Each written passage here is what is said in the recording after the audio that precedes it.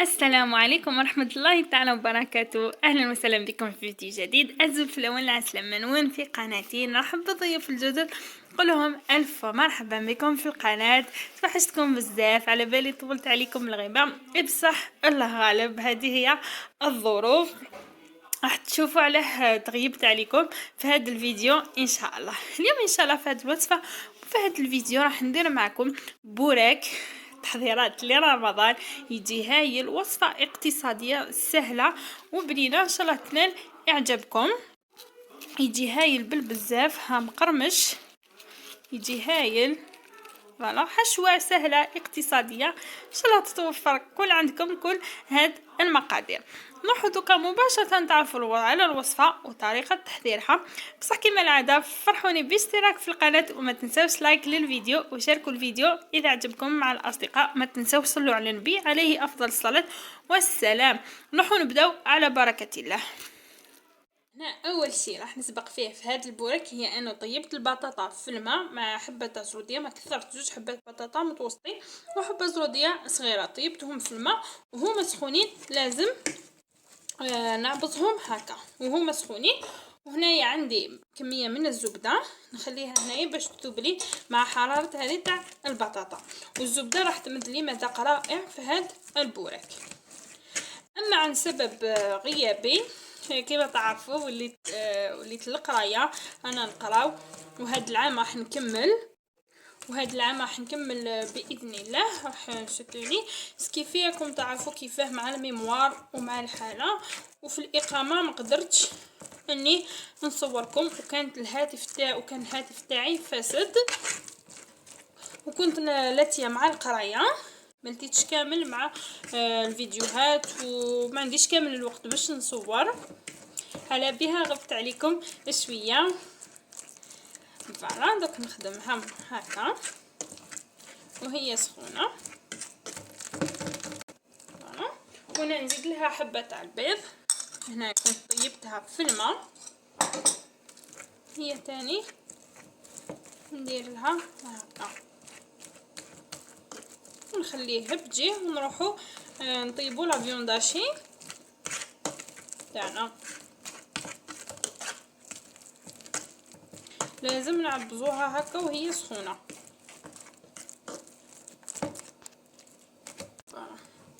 هنا عندي حبه تاع بصل، وعندي كميه قليله فقط من الفيونداشي، ما كثرتش، نمد برك واسمو الكو. هنا عندي الملح، ورق تاع الرند، تابل خاص باللحم، شويه فلفل كحل، شويه كمون وشويه كركم. نروح نطيبهم ونرجع لكم. نسبق به هو اني نخلي البصل يتكراميلازالي بيان، شغل يولي كراميل باش يمد لي المذاق رائع. دونك هنا في مقله حطيت كميه من الزيت وراح نحط البصل. فوالا، حطيت البصل، شوفوا هنايا الطريقه كيفاه قطعته هكا، ونخليه حتى يولي اللون تاعو مائل الى الكراميل، بني هكاك شويه فاتح، باش يمد لي المذاق رائع جدا. والنار لازم تكون قليله. وهنا بعد ما بدا البصل تاعي يطيب لي ويذبل، راح نرمي هذيك الافيونداشي ونخليها تتقلى بيا معاها، وراح نرمي لي زيبيس والملح وورق تاع الرز. فوالا، نخليها تطيب لي مع هاد البصل وتتقلى لي بيا مع لي زيبيس. وهنا بعد ما طاب لي راح نزيد هاد الحشيش تاع الشوربه والمعدنوس، باسكو ما عنديش فري. درت هذا اللي كنت نديرو في الكونجيلاتور، ندير كميه، ما نخليهش يطيب مع هذا باسكو راح يزيد يذبل. راح نرمي كل هذاك الخليط الداخل بعد ما طاب لي كامله. نحي هذه ونخلطو.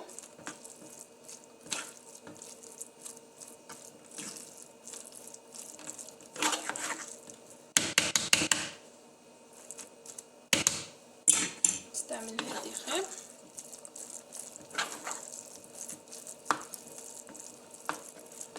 وصفة رائعة سهلة واقتصادية، ما تحتاجش بزاف تاع المكونات وتجي بنينة بالبزاف.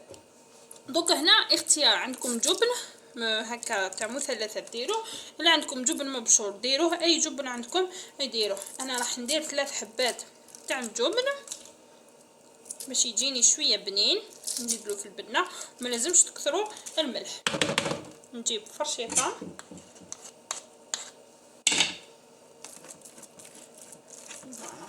وما لازمش نديروه هكا سخون. دوك انا هنايا راح نغطيه بابي فيل وراح نحطوه في الثلاجه، كي يجي الوقت نعمر به البوغاك تاعي نتجبدو باش يشد لي وميم طون يشد القوام تاعو وميم طون يريح، و هذوك المكونات كامل تخدم مع بعضها.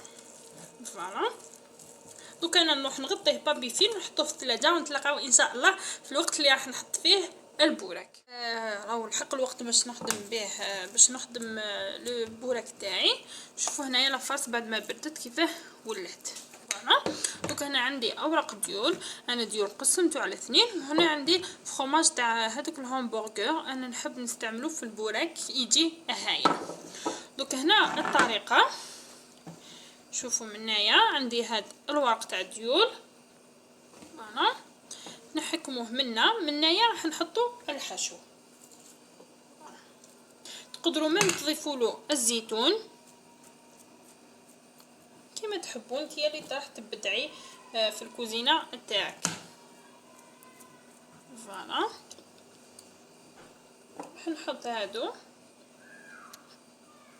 هكا، وهنايا راح نقيس. هنايا شوفوا راح نقيس لهنا، والطول انتي اللي تتحكمي فيه. دوك هنا راح نزيد له شويه من لافاس، والطول كيما تحبي تتحكمي فيه انتيا.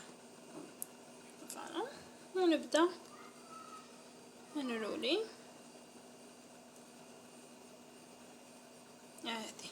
فوالا كزياده ندخلها الداخل. تقدروا ديروا لها شويه تاع الماء ولا ديروا له صفار تاع حبه تاع البيض. دوك انا نكملهم كامل هكا ونطيب لهم وتجيو ان شاء الله تشوفوهم في طبق التقديم. هذا هو البوراك تاعنا بعد ما طاب. شوفوا انا ما حمرتوش بيان، انا زينته بالقارص كما تعرفوا. القارص يتمشى بزاف مع البوراك. ان شاء الله يعجبكم، ان شاء الله نتلاقاو في فيديوهات اخرى ان شاء الله.